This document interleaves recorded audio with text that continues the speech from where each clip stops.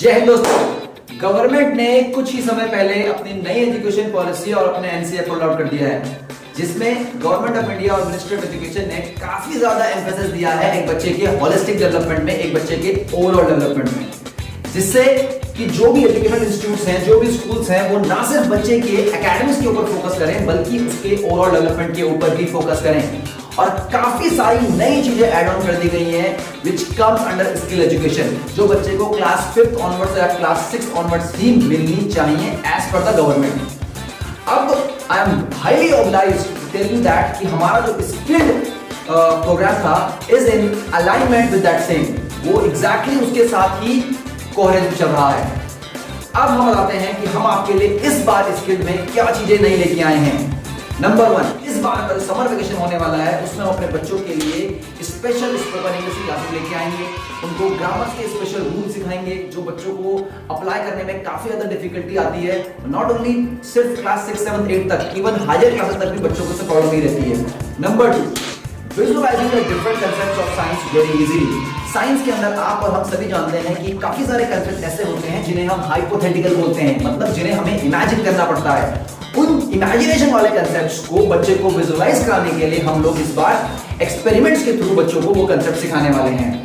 उसके बाद जो अगला फोकस दिया जाएगा बच्चे की, वो दिया जाएगा उसकी मेंटल एबिलिटी के ऊपर, जिसके लिए हम बच्चों के लिए लेके आए हैं क्लासेस शुरू होने से पहले या क्लासेस एंड होने के बाद बच्चे वहां इंडोर गेम्स खेल सकते हैं जो उन्हें मोबाइल डिस्ट्रैक्शन से और अदर डिस्ट्रैक्शन से दूर रखता है। क्योंकि ये जो एज है जिसकी हम बात कर रहे हैं 10 to 14, ये एक ऐसी एज होती है जिसमें बच्चे की मेंटल स्ट्रेंथ और उसकी फिजिकल स्ट्रेंथ काफी ज्यादा ग्रो करती है।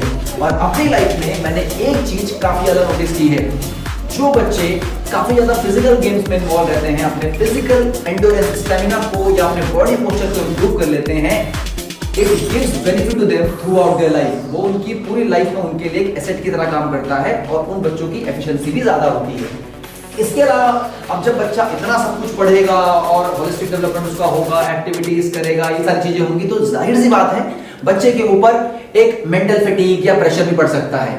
इसी चीज को रिलैक्स आउट करने के लिए हम लोग मंथली बेसिस में योगा और मेडिटेशन के सेशंस भी लगाएंगे, और ये योगा और मेडिटेशन के सेशंस एग्जाम्स के टाइम पे बच्चों को बहुत ज्यादा हेल्प करने वाले हैं। ठीक है, इन एडिशन टू दैट हम लोग इस साल फिर से अपना जो स्पोर्ट्स फेस्ट था, खेल महाकुंभ, उसे भी ऑर्गेनाइज करेंगे। और इस बार देखा गया था कि इसमें बहुत ज्यादा भीड़ आई और बाहर से बहुत ज्यादा रजिस्ट्रेशन आए, तो हम जो पहली प्रायोरिटी है इस बार वो अपने ही स्टूडेंट्स को देने वाले हैं, सो दैट हम लोग भी क्राउड को कंट्रोल कर सकें। इसके अलावा जो और जो क्लासेस होने वाली है उनमें आपके आने वाली है इंटरैक्टिव रोबोटिक्स क्लासेस, जिसमें बच्चों को बिल्कुल एबीसी यानी रोबोटिक्स के बेसिक्स से, माइक्रो कंट्रोलर क्या होता है, वो कैसे काम करता है, and then gradually taking up to the designing of robots, LFR कैसे बनते हैं। क्योंकि हमारे जो यहाँ पर जो इस फील्ड में जो काम कर रहे हैं वो है शुभम, और उनके पास काफी सारे रोबोट इस तरह के उन्होंने डिजाइन भी करे हुए हैं, तो उनका जो एक्सपीरियंस है वो बच्चों को यहाँ पर काफी ज्यादा हेल्प करने वाला है। अलॉन्ग विद दैट हम लोग बच्चों के लिए मंथली बेसिस में फोटोग्राफी क्लासेस भी लेके आएंगे, जहां पर बच्चे फोटोग्राफी स्किल्स वगैरह सीख सकते हैं।